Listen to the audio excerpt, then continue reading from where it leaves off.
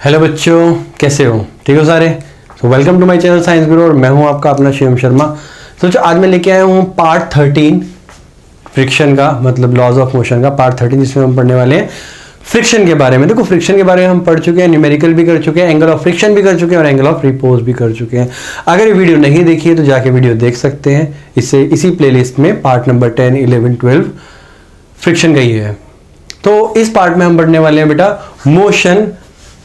अगर फ्रिक्शन होता, अगर फ्रिक्शन को इंक्लूड करें तो मोशन कैसे होने वाला है, मतलब motion of body against friction. अगर फ्रिक्शन के अगेंस्ट हमें पता है इस तरफ फोर्स लगेंगे, फ्रिक्शन उधर लगेगा, तो टाइम ना खराब करते हुए हम स्टार्टिंग करते हैं तो खुद पता लग जाएगा क्या कराने वाला हूं। तो सबसे पहला जो टॉपिक वर्क कराने वाला हूं बेटा, वो करवाऊंगा वर्क डन अगेंस्ट फ्रिक्शन। तो फ्रिक्शन के अगेंस्ट हम वर्क डन कैसे करते हैं? मान लेते हैं, देखो अगर हम गाड़ी चला रहे हैं, तुम्हें पता है गाड़ी चलाते वक्त उसमें बहुत सारी फोर्स सिर्फ फ्रिक्शन को ओवर करने, कम करने में यूज होती है। अगर फ्रिक्शन ना हो तो शायद बहुत जल्दी चल पाए, बट एक और प्रॉब्लम है कि अगर फ्रिक्शन ना हो तो हम चल ही ना पाए। बट फ्रिक्शन ज्यादा हो तो उससे क्या होगा, उतना ज्यादा हमारा मतलब उतनी ज्यादा एनर्जी ज्यादा लगेगी, वर्क डन ज्यादा करना पड़ेगा। तो कितना ज्यादा वर्क डन करना पड़ेगा उस पर ध्यान देते हैं। तो अभी हम बेटा प्लेन रोड का करने वाले हैं। ये प्लेन रोड है, ये हमारी गाड़ी है और नीचे की तरफ इसका mg एक्ट कर रहा है, ऊपर की तरफ नॉर्मल रिएक्शन r एक्ट करेगा। मान लेते हैं बेटा इस तरफ को हम फोर्स लगा रहे हैं तो इस तरफ हमारी फ्रिक्शन फोर्स लगेगी। अब बॉडी मूव कर रही है इस डायरेक्शन में, तो ऑब्वियसली फ्रिक्शन फोर्स हमारी ऑपोजिट डायरेक्शन में लगेगी ना। Friction force F k is equal to किसके इक्वल होता है? तुम्हें पता है म्यू के इंटू आर, और आर का ये मतलब पता है तो mu k into R M G के इक्वल है, बिकॉज वर्टिकल प्लेन पे ये इसको बैलेंस कर रहा है। Every reaction has opposite and equal reaction. तो अगर हम वर्क डन करें बेटा तो work done is equal to, मान लेते हैं बॉडी यहां पे थी, अब कुछ टाइम बाद वो बॉडी यहां पहुंच गई है तो उसने इतना डिस्टेंस कवर किया s। तो जब s डिस्टेंस कवर किया है तो क्या आएगा हमारे पास f के इंटू एस। तो w is equal to f k आ गया हमारे पास mu k m g dot s. Now this is the work done against the friction. तो ये तो बहुत इजी था, बिल्कुल इजी इलस्ट्रेशन थी। दूसरी इलस्ट्रेशन जो करने वाले हैं वो करने वाले हैं work done against friction in inclined plane. तो इंक्लाइंड प्लेन पे कितना लगेगा तो उसके बारे में बात करने वाले। एक और चीज जो इंक्लाइंड प्लेन पे बात करेंगे बेटा, इंक्लाइंड प्लेन पे दो फोर्स होती है। एक तो होती है जब वो बॉडी नीचे आ रही है और एक आएगी जो ऊपर जा रही है। तो दोनों के बारे में बात करेंगे, दोनों इलस्ट्रेशन करेंगे, इसका एक्सेलरेशन करेंगे, कुछ एक दो न्यूमेरिकल करके दिखाऊंगा और इसके बाद फिर नेक्स्ट वीडियो करेंगे कल। देखो तो ये बेटा हमारे पास इंक्लाइंड प्लेन है और यहां पर हमने बॉडी रखी है जो कि नीचे की तरफ अपना मास एक्ट करवाएगी। अगर यहां पे थीटा है तो बाय ज्योमेट्री ये भी थीटा होगा, नीचे की तरफ ये आएगा mg cos थीटा। इसमें तो माहिर हो चुके हैं, तो मैं बहुत बता चुका हूं। इसी के साथ बेटा नॉर्मल रिएक्शन ऊपर की तरफ आएगा r। मैंने एक पॉइंट साइज ऑब्जेक्ट लिया है, लेने को मैं इसको बॉडी भी ले सकता था ऐसे पूरी ना। अब देखो मैं करवाने वाला हूं सबसे पहले अप मतलब ऊपर लेके जा रहे हैं बेसिकली। तो जब ऊपर लेके जाएंगे तो फोर्स लगाएंगे इधर, मान लेते हैं बेटा F फोर्स लगा रहा हूं मैं इस डायरेक्शन में और मेरा ऑपोजिट डायरेक्शन में लग रही है फ्रिक्शन फोर्स। क्लियर है ना? अभी mg का एक कंपोनेंट इधर है, इधर पे एक और कंपोनेंट होगा इसका mg sin थीटा। ऐसा करते हैं, इसको मैं थोड़ा सा ठीक करके बताता हूं ना। इसी की डायरेक्शन इधर आएगी तो mg sin थीटा। क्लियर हुआ कि नहीं हुआ? एक आया mg, उसी का आ गया हमारे पास horizontal component mg cos theta, vertical component mg sin theta. Force इधर लगा रहे हैं। तो देखो हम क्या करते हैं, वर्टिकल हॉरिजॉन्टल प्लेन दो चीजें लेते हैं। तो अगर मैं v प्लेन की बात करूं बेटा, वर्टिकल प्लेन की, तो ये इसको बैलेंस करेगा। So r is equal to mg cos theta. Clear है? अगर मैं बात करूं बेटा हॉरिजॉन्टल प्लेन की, h प्लेन की, तो हॉरिजॉन्टल प्लेन में थोड़ा सा उल्टा हो जाता है। ये फोर्स इन दोनों को बैलेंस कर रहा है, तो f is equal to mg sin theta plus f k, ये दोनों बैलेंस करेगा। चलो वेरी गुड। नाउ एफ के की वैल्यू, तो एफ इज इक्वल टू तुम्हें पता है mg sin theta plus f k is mu k into R and R is mg cos theta. तो एफ इज इक्वल टू ध्यान देंगे mg sin theta plus mu k into R क्या है हमारे पास mg cos theta. अगर मैं यहां से mg कॉमन ले लूं तो f is equal to mg common ले तो क्या है sin theta plus mu k into cos theta, ये आ गया हमारे पास। और अगर मैं वर्क डन करता हूँ इसी फोर्स से, वर्क डन इंटू डिस्प्लेसमेंट, मान लेते हैं बेटा ये बॉडी यहाँ ना रह के ये बॉडी अब यहाँ पे आ जाती है, तो ये डिस्प्लेसमेंट हुई हमारे पास। तो ये जो डिस्प्लेसमेंट हुई है वो डिस्प्लेसमेंट ये रही। सो W इज इक्वल टू सिर्फ क्या करेंगे, फोर्स की वैल्यू डाल के इंटू डिस्प्लेसमेंट करेंगे, तो mg sine theta plus mu k cos theta into S, simple, इतना फर्क है सिर्फ। Now this is work done against the friction when motion is upside inclined plane. तो अगर अपसाइड जाएंगे हम तो हमने ये करना पड़ेगा, अगर देखते हैं डाउन आना हो तो क्या करना पड़ेगा। तो सेकंड बेटा हम इलस्ट्रेशन ले रहे हैं डाउन द इंक्लाइंड प्लेन। तो अगर हम डाउन आएंगे तो क्या करना पड़ेगा, सेम डायग्राम, बट उसी में नहीं करवा रहा हूं, ठीक है, थोड़ा सा अलग बना रहा हूं क्योंकि एक से मैं अपसाइड करवा चुका हूं। ये आ गया mg, थोड़ा सा डायग्राम बड़ा बनाते हैं बेटा, बहुत ज्यादा छोटा डायग्राम हुआ, वैसे वीडियो में तुम लोगों को मेरी राइटिंग बहुत छोटी लगती है तो हम बड़ा करके बनाएंगे। अब देखो, हाँ अब शायद छोटी नहीं लगनी चाहिए ना। This is the theta inclined at horizontal. तो हमारे पास ये बॉडी है बेटा, यहाँ बॉडी है हमारे पास, नीचे की तरफ लगेगा mg, और बाय ज्योमेट्री ये थीटा होगा तो यहाँ पे लगेगा हमारा mg cos थीटा, बहुत अच्छे से जानते हो। नीचे की तरफ आएंगे तो ये आ गया, अब नीचे की तरफ आएंगे तो बेटा ये आ गया फोर्स, और फ्रिक्शन अगेंस्ट द फोर्स हमेशा ऑपोजिट लगेगा, जहां पे मोशन होता है फ्रिक्शन हमेशा ऑपोजिट लगेगा। ऊपर की तरफ इसी के आर आ जाएगा, अगर मैं इसी की बात करूं तो इस तरफ एक कंपोनेंट आएगा mg साइन थीटा, ये साइन थीटा आ गया। तो देखो अगर मैं मतलब वी प्लेन की बात करूं तो वी प्लेन पे हमारे पास आएगा बेटा r is equal to mg cos theta, तो r is equal to mg cos theta. तो अगर मैं बात करूं एच प्लेन की, हॉरिजॉन्टल प्लेन की,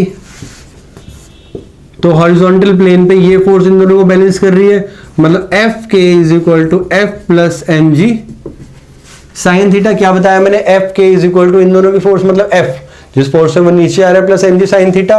नाउ एफ की बात करें तो F is equal to F k minus M ji sine theta, and F k you know that mu k into R minus M ji sine theta. Now R की value put करेंगे तो F k is mu k into M G cos theta minus M ji sine theta. M ji common आ गया तो F is equal to m ji common आया, अंदर रह गया हमारे पास mu k cos theta minus sine theta, ये आ गया हमारे पास। ना वर्क डन करना हो तो W is equal to work done, हमारे पास फोर्स इंटू डिस्प्लेसमेंट आ गया, तो W इज इक्वल टू बस क्या करना है, यहाँ पे फोर्स की वैल्यू डालनी है, mu k cos theta minus sine theta into displacement. तो बस इतना ही था हमारे पास। वर्क डन है, स्क्रीनशॉट लेना है स्क्रीनशॉट ले लो, या फिर लिखना है लिख लो अगर कॉपी है, वैसे मुझे लगता नहीं तुमने कॉपी निकाली होगी, बट स्टिल। तो आगे बढ़ते हैं, ये तो हमारे पास आ गया बेटा अपसाइड और डाउन साइड के लिए। अब हम बात करेंगे अगर एक्सेलरेशन करनी हो, चलो एक्सेलरेशन इसलिए बता देता है। देखो दोनों में एक्सेलरेशन कितनी होगी, हमें पता है कि फोर्स की वैल्यू क्या होती है एम ए, यहां पर भी और यहां पर भी एम ए होगी। तो थोड़ा चेंज कर रहा हूं, डेरिवेशन सेम रहेगी, इलस्ट्रेशन सेम रहेगी। अगेन बेटा डेरिवेशन ये क्वेश्चन ही है तुम्हारे पास, बट मैंने इलस्ट्रेशन की फॉर्म में करवा दी तो वो न्यूमेरिकल बन गया एक विद वेरिएबल्स। तो मैं बता रहा तुम्हें एक्सेलरेशन कैसे निकालनी है, तो चलो एक्सेलरेशन निकाल लेते हैं। तो बस क्या फर्क किया मैंने कि फोर्स इंटू डिस्प्लेसमेंट की जगह बस एक्सेलरेशन निकालनी है। तो यहाँ पे आया बेटा m a is equal to m g, यहाँ आया mu k cos theta minus sine theta, यही आया, एम से एम गया तो हमारे पास ये एक ही वैल्यू आ गई। यहाँ पे भी सेम होगा बेटा, m a is equal to m ji sine theta plus mu k cos theta, और यहाँ पे भी क्या होने वाला है, एम से एम कटने वाला और एक्सेलरेशन आ गई। तो अगर हम ऊपर की तरफ बॉडी को लेके जाएंगे तो इतनी एक्सेलरेशन लगेगी, क्यों, क्योंकि फ्रिक्शन कंपोनेंट ज्यादा है, और यहाँ पे बात करें तो फ्रिक्शन कंपोनेंट कम है। देखो हो क्या रहा है, बेसिकली हमारा ही वेट हमें रोकता है चढ़ने से। रीजन यहाँ पे देखते हैं बेटा, mg का कंपोनेंट देखो हम ऊपर की तरफ जा रहे हैं, ये सेम mg का एक कंपोनेंट हमें नीचे की तरफ दबाएगा और एक कंपोनेंट हमें नीचे की तरफ खींचेगा फ्रिक्शन के साथ। तो क्या हो गया, हमें जब कोई पीछे से खींचेगा तो हम आगे जल्दी बढ़ नहीं पाएंगे, क्यों, क्योंकि फ्रिक्शन कंपोनेंट ज्यादा हो चुका है। ठीक है, तो ऐसे इस केस में क्या होता है, जब नीचे आते हैं तो हमारा खुद का फोर्स, जो हमारी खुद की फोर्स होती है, हमारी खुद की ग्रेविटेशन फोर्स होती है, उसका एक कंपोनेंट हमें नीचे दबाता है ताकि हम लुढ़के ना, स्लाइड करते हुए ना आए, और दूसरा कॉम्पोनेंट हमें नीचे आने में हेल्प करता है, मतलब हमें सपोर्ट देता है, और इसलिए हम इजीली नीचे आ जाते हैं। तो अगर तुम साइकिल चला रहे हो, मान लो कोई चढ़ाई आ गई, तो उस पर ये कंपोनेंट लगेगा, और इस कंपोनेंट में क्या होगा, तुम्हारा ही वेट तुम्हें रोकेगा, और जो फ्रिक्शन फोर्स है वो बढ़ जाएगी। इस केस में फ्रिक्शन कम हो जाएगी, क्योंकि तुम्हारी वेट तुम्हें मतलब हल्का कर देगा बेसिकली। तो इसीलिए जब अगर हम वैष्णो देवी जाते हैं या कहीं हिल एरिया पे जाते हैं, तो वहाँ चढ़ने में मेहनत लगती है, बट उतरने में उतनी नहीं लगती, उससे आधी लगती है मेहनत। क्यों? क्योंकि एक कंपोनेंट कम हो जाता है। अगर 45 डिग्री पे इंक्लाइंड मान लो, तो बेटा आधो आध का फर्क पड़ जाता है। अगर मान लो 45 डिग्री पे इंक्लाइंड है, तो mg cos theta mg sin theta, हमारा हाफ, आधा एफर्ट खत्म हो गया है। तो ऐसे केस, ऐसी बहुत सारी प्रैक्टिकल एप्लीकेशन होती हैं जिससे पता लगता है, और फिजिक्स में अप्लाई करते हैं उसे। तो फिर अब हम करने वाले हैं बेटा न्यूमेरिकल, 2-3 न्यूमेरिकल करेंगे, इसके बाद वीडियो का एंड करेंगे, ठीक है। कॉपी पेन साथ में लेके बैठा करो, ताकि और ज्यादा समझ में आए, प्रैक्टिस कर सको मेरे साथ साथ। देखो बेटा, एक न्यूमेरिकल है, a mass of 200 kg resting on a rough inclined plane of angle 30 degree. If the coefficient of friction is 1/√3, find the least and greatest force acting parallel to the plane to keep the mass in equilibrium. Easy question है बिल्कुल ही। ये मैंने बेटा inclined surface बनाया, यहाँ पर एक मास place है 200, तो नीचे की तरफ मैंने बताया था mg आएगा, इसकी तरफ आएगा बेटा एक mg cos theta, if this will be a theta. अभी वैल्यू पुट कर देते हैं, ठीक है, पहले वेरिएबल में देखते हैं, mg cos थीटा, और इस तरफ एक आएगा mg sin theta, by geometry this is your theta, ये आ गया। तो क्या कह रहे हैं, देखो बेसिकली अगर मैं यहाँ की तरफ फोर्स लगाऊं, इसको रोकने के लिए फोर्स तो मेरे को ऊपरी लगानी पड़ेगी, नीचे फोर्स लगाऊंगा तो स्लाइड हो जाएगा। वो कह रहे हैं स्लाइडिंग को रोकने के लिए, तो स्लाइडिंग को रोकने के लिए ये फोर्स लगेगी। बस फर्क इतना है कि एक बार में फ्रिक्शन यहाँ दे लूंगा, और एक बार में फ्रिक्शन यहां की तरफ ले लूंगा, ठीक है, इतना फर्क आएगा। तो पहले मैं बेटा ब्लैक मार्कर से करूंगा उस फ्रिक्शन के बारे में, फिर मैं ब्लू मार्कर से करके दिखा दूंगा इस फ्रिक्शन के बारे में। तो यहाँ पे होना क्या है बेसिकली, देखो जरा ध्यान से, पहले वाले केस की बात कर रहा हूं, F1। तो F1 इज इक्वल टू, हमारे पास क्या है, F1 इज इक्वल टू, या दो फोर्स एक तरफ है, एक फोर्स इस तरफ है। अगर मैं बात करूं बेटा वर्टिकल प्लेन की, तो R is equal to mg cos theta, ये हमें पता है।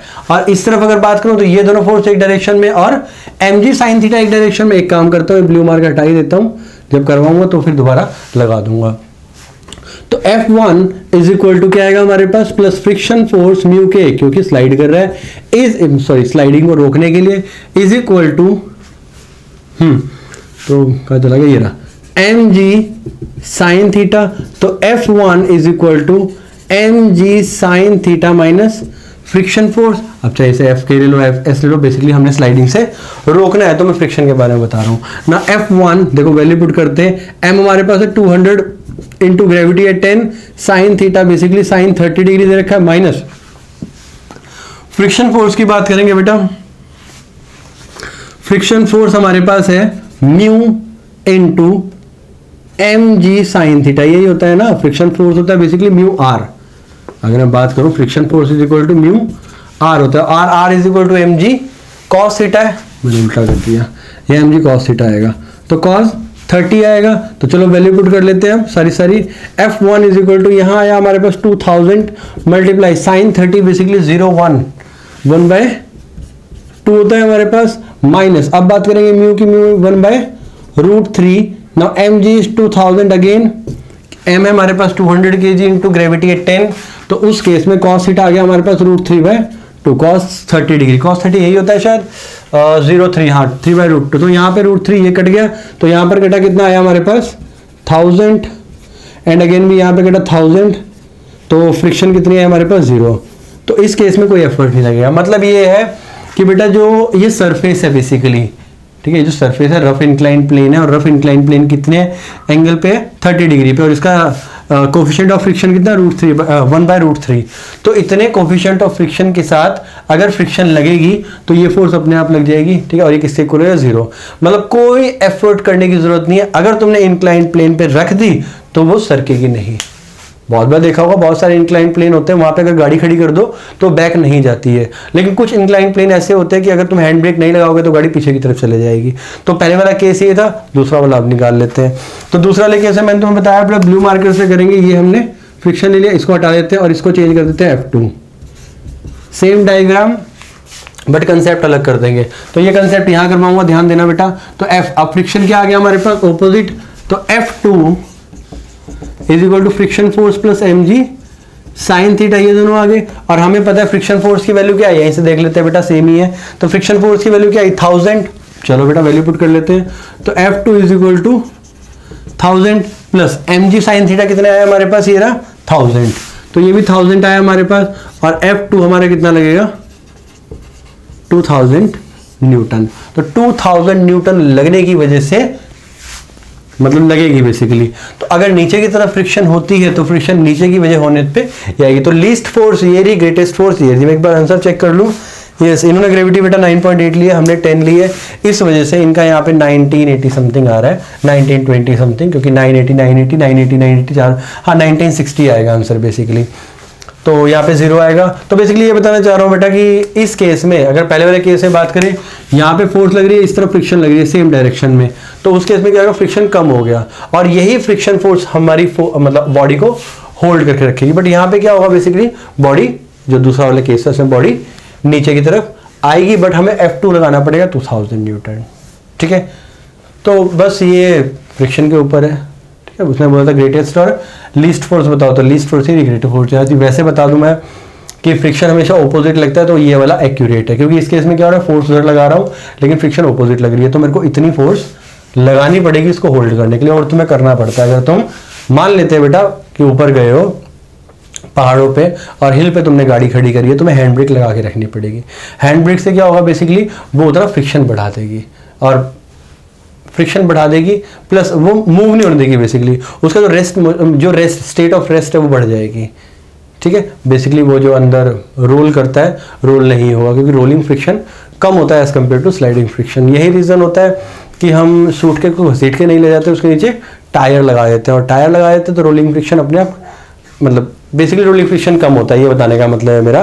तो अगर किसी भी चीज़ को हमने कम करना है, उसका फ्रिक्शन, उसमें एफर्ट कम लगे, तो हम स्टैटिक फ्रिक्शन को किसमें चेंज कर देते हैं, रोलिंग फ्रिक्शन में। ठीक है, या फिर काइनेटिक फ्रिक्शन को रोलिंग फ्रिक्शन में चेंज कर देते हैं। एनीवेज आगे बढ़ते हैं, सेकंड क्वेश्चन करते हैं। देखो क्वेश्चन है, छोटा सा डायग्राम मैंने पहले ही बना लिया। ठीक है, रिजॉल्व नहीं किया, रिजॉल्व भी करने लगा था बट रिजोल्यूशन तुम्हें सिखाना था मुझे, इसलिए मैंने रिजॉल्व नहीं किया। तो रिजॉल्व भी साथ में करवाऊंगा। ठीक है, रिजॉल्व करवाते बताऊंगा कि कैसे न्यूमेरिकल को रिजॉल्व किया जाता है। ठीक है, तो ध्यान देंगे, क्वेश्चन पढ़ रहा हूँ स्क्रीन पे। 2 blocks of mass 2 kg and 5 kg। तो बेटा सबसे पहली बात उसने ये बोली है कि 2 kg और 5 kg दो ब्लॉक है। Then are connected by a ideal string passing over a pulley, एक पुली से पासिंग है बेटा, और आइडियल स्ट्रिंग है। आइडियल स्ट्रिंग वो होती है जो स्ट्रेचेबल नहीं होती, बेसिकली इनएक्सटेंसिबल, जो एक्सटेंस नहीं, खींचेगी नहीं। The block of mass 2 kg is free to slide on a surface inclined at angle theta degree। तो एक inclined है 30 डिग्री पे, उसके ऊपर तो 2g रख दिया हमने, और वो कर रहा है मूव, मतलब स्लाइड फ्री है, बेसिकली फ्री टू स्लाइड है, सॉरी। इसके बाद बात करें बेटा, and the where 5 kg block hangs freely, 5 kg hang freely, find the acceleration of the system and the tension in the string. छोटा सा कंसेप्ट है, न्यूमेरिकल बहुत बड़ा जाएगा। रीजन क्यों, क्योंकि बेटा कैलकुलेशन, ठीक है, कैलकुलेशन मुश्किल है इसकी, बाकी तो कंसेप्ट तो बहुत ईजी है। फिजिक्स ईजी है इसके पीछे की, लेकिन मैथ्स मुश्किल है। तो अगर मैं नीचे की बात करूं तो बेटा 2 kg आएगा, तो 2g ले लेते हैं। यहाँ की तरफ आया बेटा 2g, अगर ये 30 है तो ये भी 30 हुआ, और 30 होने की वजह से ये आएगा 2g cos 30 डिग्री। अगर ये cos 30 आ गया तो इस तरफ आएगा हमारे पास 2g sin 30 डिग्री, और साथ में अगर ये ऊपर मूव कर रहा है तो इस डायरेक्शन में हमारी फ्रिक्शन लगने वाली है, और फ्रिक्शन लगेगी बेटा एफ के, क्यों, क्योंकि ये मूव कर रहा है। अब जितनी एक्सेलरेशन से ये आगे जाएगा उतनी एक्सेलरेशन से ये नीचे जाएगा। हमेशा ऑब्जेक्ट के ऑपोजिट हम टेंशन लगाते हैं, तो यहां से टेंशन ये, और यहां पे आएगी 5g नीचे की तरफ। रिजोल्यूशन में कोई दिक्कत हो तो बेटा पूछ सकते हो। ये आ गया हमारे पास। अब हमने क्या करना है, सिर्फ और सिर्फ देखो, मैं अगर इसको रिजॉल्व करूं, ये देखो ये कर दिया मैंने, बेसिकली कहाँ कौन कौन सी फोर्स लगती है। तो मैंने बताया था बेटा 2 बॉडी 2 फ्रिक्शन, बस कर दो आगे, और इसके ऊपर हमने एक रिएक्शन लगा दिया R। तो एक काम करते हैं, पहले 2 वाली बॉडी को रिजॉल्व करते हैं इस वाली बॉडी को। नो, 4 बॉडी हैविंग 2 kg मास। तो जिसका 2 kg मास है उसको रिजॉल्व करेंगे। तो अगर हम वर्टिकल प्लेन की बात करूंगा बेटा वीपी, वी प्लेन ही लिख देता हूं। तो अगर हम वर्टिकल प्लेन की बात करूंगा तो क्या आएगा हमारे पास, r is equal to 20 cos 30 degree, और cos 30 की बात करें तो बेटा √3/2। तो r इज इक्वल टू, मैंने ग्रेविटी 20 ली है, इन्होंने मुझे नहीं पता क्या यूज करी है, तो मैं कंसेप्ट करवा रहा हूँ 20 के हिसाब से करवा रहा हूँ। तो cos √3/2 ये आ गया हमारे पास। नो, तो ये तो आ गया बेसिकली r, ये वर्टिकल प्लेन। अगर मैं इसमें हॉरिजॉन्टल प्लेन की बात करूं तो ध्यान देंगे, हॉरिजॉन्टल प्लेन में ये इसको बैलेंस कर रहा है तो आगे की तरफ जा रहा है, ध्यान देंगे। तो बड़ी फोर्स कौन सी हुई, t, तो t minus 2g sine theta, इसमें से ये माइनस हुई, is equal to m a, यहां से एक्सेलरेशन निकल जाएगी, वैल्यू पुट करके देख लेते हैं, 2g साइन थीटा, तो t minus 20 sine 30 is equal to m a. ध्यान देंगे बेटा, t माइनस 20 साइन 30 बेसिकली किसके इक्वल आया, 20 साइन 30 इज 1/2, तो 10 आया, तो 10 is equal to m a. M कितना है हमारे पास, 20 नहीं सॉरी 2 बेटा, 2g है, 2 इंटू ग्रेविटी है, ठीक है, वेट है बेसिकली ये। और यहां पे बात करें तो हमारे पास एम ए है, तो 2a आ गया। Now this is your equation number 1। अगर हम दूसरी बॉडी के लिए बात कर ले, 5 kg बॉडी, तो 5 kg बॉडी के लिए तो और इजी है, ना कोई रिएक्शन है ना कुछ है, सिंपल नीचे की तरफ मूव कर रहा है, 5g बड़ी फोर्स होगी हमारे पास, तो 5g minus tension is equal to 5a, 5g 50 minus tension is equal to 5a। And ये दो इक्वेशन आ गई हमारे पास, ये दोनों इक्वेशन से हम सॉल्व कर लेते हैं बेटा। तो अगर मैं यहाँ से सिंपल सी बात है t को सॉल्व करूं तो इन दोनों को प्लस कर सकता हूँ, एक माइनस में प्लस में, हाँ, तो ये इक्वेशन नंबर 2 आ गई। नाउ एडिंग इक्वेशन 1 एंड 2, दोनों को इक्वेशन को ऐड करोगे तो 50 minus T plus T minus 10 is equal to 5a plus 2a। ना टी कैंसिल, इसको प्लस किया, इसमें 40 माइनस किया, तो ये आ गया हमारे पास equal to 7a and a is equal to 40/7 metre पर सेकेंड करिए। a आ गया हमारे पास, a की वैल्यू यहाँ पुट कर दो, t निकाल लो, तो t minus 10 is equal to 2 into a कितना है हमारे पास 40/7, तो यहाँ पे 40/7 वैल्यू पुट करी, वहां गया तो t इज इक्वल टू हमारे पास आया बेटा, इसे मल्टीप्लाई करेंगे तो 4 2 जा 80/7 एंड 80/7 माइनस 10। अगर मैं इसे सॉल्व करूंगा तो 70 10/7 आ जाएगा आंसर, ये आएगा, क्योंकि जब मल्टीप्लाई करूंगा तो 80 माइनस 70/7 तो 10/7, तो 40/7 हमारे पास एक्सीलरेशन आई, लेकिन टेंशन कितनी है, 10/7 न्यूटन। एक बार मैच कर लेते हैं, एक्सेलरेशन हमारे पास आई बेटा 40/7, सॉल्व कर सकते हैं, और टेंशन आएगी हमारे पास 24.65 न्यूटन, 24.65 न्यूटन। कुछ गलती हुई है, 7 10 माइनस 10, ओके बेटा यहाँ पे प्लस में रहे, गलती हुई छोटी सी, ये जाके वहां पे प्लस में जाएगा, तो ये प्लस आया तो कितना आएगा 10 80 प्लस 70 150/7।